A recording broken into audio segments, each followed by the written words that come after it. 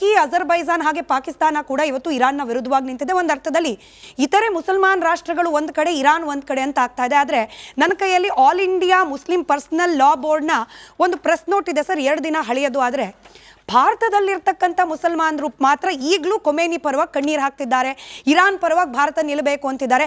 When most of the Muslim countries are against Iran, why should Indian Muslims B in favour of Iran ಅಂತೇಳಿ, ಯಾಕೆ Iran ಪರವಾಗಿ ಇರಬೇಕು ಅಂತೇಳಿ ಬಯಸ್ತಿರೋದು ಅಂತ?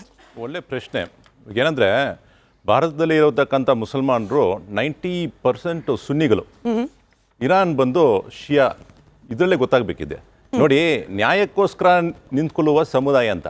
ಇವಾಗ ನಮ್ಮವರು ಅಂತ ನೋಡಿಲ್ಲ, ನಮ್ಮವರು ಅಂತ ನೋಡಿರ್ಬೇಕಾದ್ರೆ ನಾವು ಸೌದಿ ಅರೇಬಿಯಾಗೆ ಸಪೋರ್ಟ್ ಮಾಡಬೇಕಿತ್ತು, ಟರ್ಕಿಗೆ ಸಪೋರ್ಟ್ ಮಾಡಬೇಕಿತ್ತು. ಆದರೆ ಇಲ್ಲಿ ಸಪೋರ್ಟ್ ಯಾರಿಗೆ ಮಾಡ್ತದೆ ಅಂದರೆ ಇರಾನ್ಗೆ. ಯಾಕಂದರೆ ಗುಲಾಮ್ಗಿರಿಯಿಂದ ಆಚೆ ಬಂದ್ರಲ್ಲ ಅಮೇರಿಕ ಜೊತೆಗೆ. If anybody wants to be in good books in American ಅಂದರೆ ಪೊಲಿಟಿಕ್ಸ್ನಲ್ಲಿ, ನಾವು ಅವರಿಗೆ ಗುಲಾಮ್ ಆಗಬೇಕು. ಹಂಗೆ ಮಾಡಿಬಿಟ್ರೆ ವೆರಿ ಗುಡ್ ಅಂತ ಹೇಳ್ತಾರೆ. ಇಲ್ಲ, ನ್ಯಾಯ ಬಗ್ಗೆ ಮಾತಾಡಿದ್ರೆ ನಮ್ಮನ್ನು ವಿರೋಧಿಸ್ತಾರೆ, ನಮ್ಮನ್ನು ಸೀಟಿಂದ ಆಚೆ ಕಳಿಸ್ತಾರೆ, ಇಲ್ಲ ಈ ಪ್ರಪಂಚ ಬಿಟ್ಟೇ ಆಚೆ ಕಳಿಸ್ಬಿಡ್ತಾರೆ ಅಂತ ಕೆಲಸ ನಡೆದಿದೆ. ಸೊ ಅಮೇರಿಕನ್ ಪಾಲಿಸಿ ಸರಿಯಾಗಿದೆಯಾ ಅಂತ ನಾವೆಲ್ಲರೂ ಪ್ರಶ್ನೆ ಮಾಡಬೇಕು.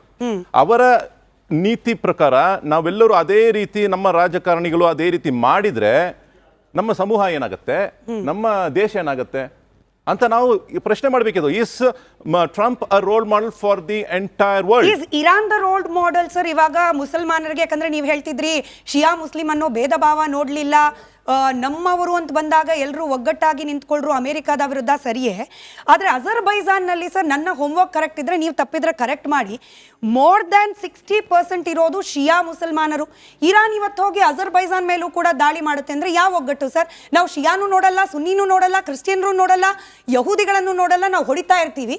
ಆದರೆ ನಮ್ಮ ಮೇಲೆ ಹೊಡೆಯಕ್ಕೆ ಬಂದರೆ ಮಾತ್ರ ಅಮೆರಿಕಾದ ನೀತಿ ನಿಯಮಗಳು ಸರಿ ಇದೆಯಾ, ಭಾರತದ ನೀತಿ ನಿಯಮಗಳು ಸರಿ ಇದೆಯಾ ಪ್ರಶ್ನೆ ಮಾಡ್ತೀವಿ. ಹೀಗ ಇವಾಗ ಅಜರ್ಬೈಜಾನ್ ಬಗ್ಗೆ ಕಾಳಜಿ ಇರೋರಿಗೆ ಯಾಕೆ ಇರಾನ್ ಬಗ್ಗೆ ಕಾಳಜಿ ಇಲ್ಲ ಅಂತ ಪ್ರಶ್ನೆ ಫಸ್ಟ್ ಫಸ್ಟ್ ದಾಳಿ ಮಾಡಿರೋದು ಅಮೆರಿಕ ಮತ್ತೆ ಇಸ್ರಾಯೇಲು. ಈ ವಾರ್ ಅನ್ನು ಪ್ರಾರಂಭಿಸುವರು ಅವರು. ಹಾಗಾಗಿ ಫಸ್ಟ್ ಯಾಕಪ್ಪ ನೀನು ಶುರು ಮಾಡಿದೆ ಅಂತ ಅದು ಪ್ರಶ್ನೆ ಮಾಡಬೇಕು. ಯಾಕಪ್ಪ 160 ಹೆಣ್ಮಕ್ಳನ್ನ ಕೊಂದಾಕಿದೆ, ಸ್ಕೂಲ್ಗೆ ಯಾಕೆ ಬಾಂಬ್ ಹಾಕಿದೆ, ಹೌತಿಗಳು ನಡೆಸ್ತಾ ಇದ್ದ ಬಂಡುಕೋರ ಚಟುವಟಿಕೆಗಳು, ಇದನ್ನ ಯಾರು ಪ್ರಶ್ನೆ ಮಾಡೋ ಹಾಗಿಲ್ಲ. ಚುನಾವಣಾ ಸಂದರ್ಭದಲ್ಲಿ ಟ್ರಂಪ್ ಮೇಲಾದ ದಾಳಿ ಇವತ್ತಿಗೂ ಕೂಡ ಇನ್ವೆಸ್ಟಿಗೇಷನ್ ನಡೀತಾ ಇದೆ, IRGC ಇನ್ವಾಲ್ವ್ಮೆಂಟ್ ಇದೆ, ಇದನ್ನ ಯಾರು ಪ್ರಶ್ನೆ ಮಾಡೋ ಹಾಗಿಲ್ಲ. ರೈಟ್, ಶುರು ಮಾಡಿದ್ದ ಅಮೆರಿಕ ಅವರೇ. ನಿಮ್ಮ ಮಾತು ಹೇಗಿದೆ ಅಂದ್ರೆ ಅವರು ತಪ್ಪು ಮಾಡಿದ್ದಾರೆ, ಇವರು ತಪ್ಪು ಮಾಡಿದ ಅಂತ ಮಾತಾಡ್ತೀರಾ. ಅಲ್ಲ, ವಾಟ್ ಅಬೌಟ್ ರೀ ಮಾತಾಡ್ತೀರಾ? ಕಡೆಯವರು ತಪ್ಪೇ ಮಾಡಿಲ್ಲ ಅಂದ್ರಲ್ಲ, ನನಗೆ ಗೊತ್ತಿಲ್ಲ ವಿಚಾರ. You are talking what about ರೀ. 170 ಪೀಪಲ್ ಸತ್ತೋಗಿದ್ದಾರೆ, ಸ್ಕೂಲ್ನಲ್ಲಿ ಸ್ಟೂಡೆಂಟ್ಸ್ ಅನ್ನ ಕೊಂದಾಕಿದ್ದಾರೆ ಅಂತ ಹೇಳಿದ್ರೆ ಅವ್ರು ಮಾಡಿಲ್ವಾ, ಇವ್ರು ಮಾಡಿಲ್ವಾ, ಅವ್ರನ್ನ ಯಾಕೆ ಪ್ರಶ್ನೆ ಮಾಡಿಲ್ಲ ಅಂತ ಎಲ್ಲ ಪ್ರಶ್ನೆ ಮಾಡ್ತೀರಾ? ಇಲ್ಲ, ತಪ್ಪು ಕಮ್ಯುನಿಕೇಶನ್ ಇಲ್ಲ, ನೀವು ಮಾತಾಡ್ದಂಗೆ ಇರೋದು. ಫಸ್ಟ್ ನೀವು ಖಂಡಿಸಿ, ನೀವು 160 ಮೆಂಬರ್ಸ್ ನ ಖಂಡಿಸ್ತೀರಾ? ಸ್ಮಿತಾ ಅವರ ನಿಮ್ಮ ಹತ್ರ ನಾನು ಕೇಳ್ತೀನಿ, ಏನಂತ ಖಂಡಿಸ್ತೀರಿ? ಏನ್ ಖಂಡಿಸ್ತೀರಿ? ಬಿಜೆಪಿ ವಕ್ತಾರರು ಪ್ರಶ್ನೆ ಕೇಳಿದ್ದೀನಿ. ಐ ಡೋಂಟ್ ನೋ ಸರ್, ನಿಮಗೆ ನೆನಪಿದೆಯೋ ಇಲ್ಲೋ, ಇದೇ ಕಾರ್ಯಕ್ರಮದಲ್ಲಿ ನಿಮ್ಮ ಮುಂದೆನೇ ಕೇಳಿದ್ದೀನಿ. 170 ಮಂದಿಯನ್ನ ಹೆಣ್ಣುಮಕ್ಕಳನ್ನ 101% without doubt I'm condemning it. ಅದರ ಜೊತೆಗೆ ಮತ್ತೆ ಪ್ರಶ್ನೆ ಇನ್ನೇನ್ ಹೇಳಿ ಸರ್? ವಿತೌಟ್ ಡೌಟ್ ನಾನು ಖಂಡನೆ ಮಾಡ್ತಿದ್ದೀನಿ. ನೆನ್ನೆ ಕೂಡ ನಾನು ಪ್ರಶ್ನೆ ಕೇಳಿದ್ದೀನಿ, 170 ಹೆಣ್ಣು ಮಕ್ಕಳ ಮಾರಣ ಹೋಮಕ್ಕೆ ಕಾರಣವಾಗಿದ್ದು ನೀವು ಕಂಡೆಮ್ ಮಾಡಿ ಅಂತ ಹೇಳಿದ ಮೇಲೆ ನಾನು ಕಂಡೆಮ್ ಮಾಡ್ತಿರೋದನ್ನ ನೀವು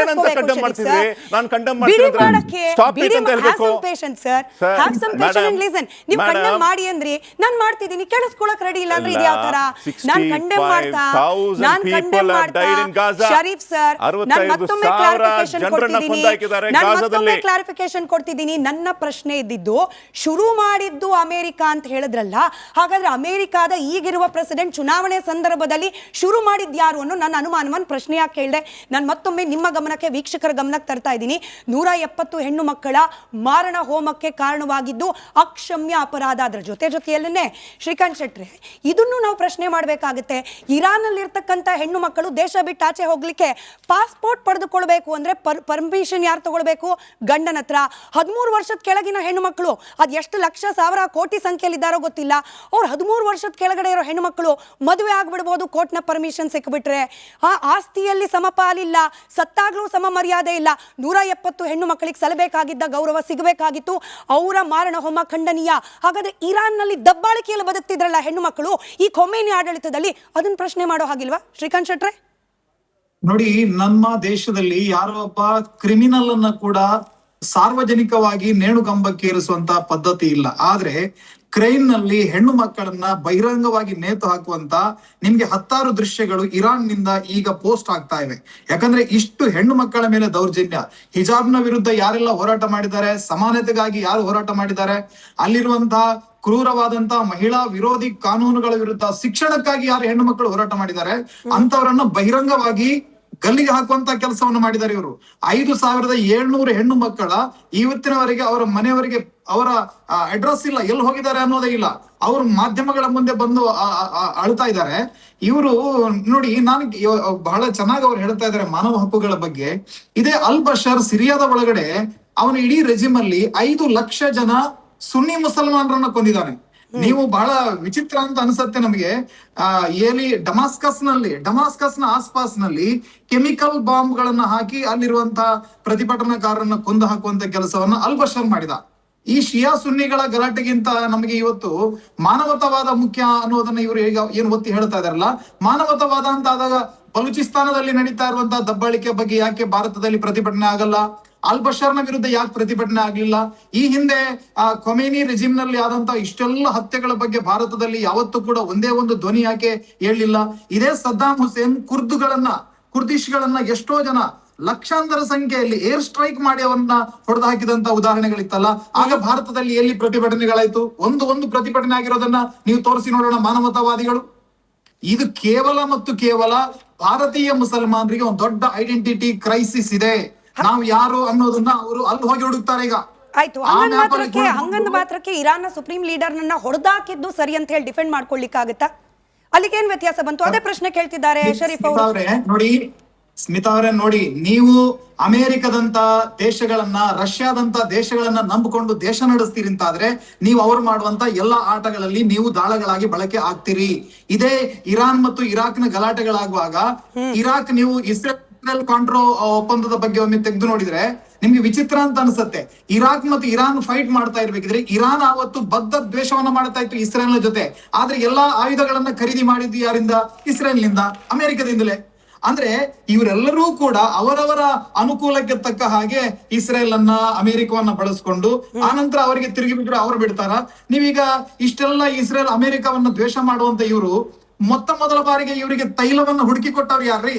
1908ರಲ್ಲಿ ಮೊದಲ ಉದ್ಯಮಿ ವಿಲಿಯಂ ನಾಕ್ಸ್ಟಿ ಆರ್ಸಿ ಅಂತ ಹೇಳಿ ಅವನು ಆಂಗ್ಲೋ ಪರ್ಷಿಯನ್ ಆಯಿಲ್ ಕಂಪನಿಯನ್ನ ಆರಂಭ ಮಾಡ್ತಾನೆ. ಅಲ್ಲಿಂದ ಇಡೀ ಅರಬ್ಬಿನ ಆರ್ಥಿಕ ಚಟುವಟಿಕೆಗಳಲ್ಲಿ ಬದಲಾವಣೆ ಆಗಿರುವಂತದ್ದು. ಮುಂದೆ ಅದು ಬ್ರಿಟಿಷ್ ಪೆಟ್ರೋಲಿಯಂ ಅಂತ ಅದ್ರ ಹೆಸರಾಯ್ತು.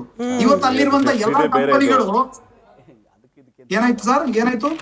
ಇಲ್ಲ, ಅಲ್ಲಿ ಬಂದ್ಬಿಟ್ಟು ತೈಲಗೋಸ್ಕರ ಬಂದ್ರು. ಟೋಟಲಿ ಅಲ್ಲಿ ಒಪ್ಪಂದ ಹೆಂಗ್ ಮಾಡ್ಕೊಂಡ್ರಂದ್ರೆ ಅಲ್ಲಿ ಬರತಕ್ಕಂಥ ಮೆಜಾರಿಟಿ ಇನ್ಕಮ್ ಅನ್ನ ಅವರೇ ಬಳಸ್ಕೊಂಡ್ರು. ಯಾರು ಅದರ ಬಗ್ಗೆ ಕಂಡಿಡಿದ್ರು ಅವರೇ ಬಳಸ್ಕೊಂಡ್ರು. ಆಮೇಲೆ ಎಲ್ಲವನ್ನು ತಗೊಂಡು ಆಮೇಲೆ ಅವ್ರಿಗೆ ಸ್ವಲ್ಪನೇ ಬಿಟ್ಟಿದ್ರು. ಇದೆಲ್ಲ ಬಂದು ಹಿಸ್ಟ್ರಿ ಇದೆ. ಬರೀ ನಾನ್ ನಿಮ್ಮಲ್ಲಿ ಒಂದು ಮಾತನ್ನ ಕೇಳ್ತೀನಿ. ನಿಮ್ಗೆ ಇನ್ಫ್ರಾಸ್ಟ್ರಕ್ಚರ್ ಡೆವಲಪ್ ಮಾಡೋದಕ್ಕೆ ಅವ್ರು ಬೇಕು, ತೈಲ ಮೊತ್ತವಾಗಿ ಒಂದ್ ನಿಮಿಷ ಕೇಳಿ. ನೀವು ಇದೇ ಇಸ್ರೇಲ್ ಬಗ್ಗೆ ಮಾತಾಡ್ತಿರಲ್ಲ, ಇರಾನ್ ಮತ್ತು ಇಸ್ರೇಲ್ ಸೇರ್ಕೊಂಡು ಇವರು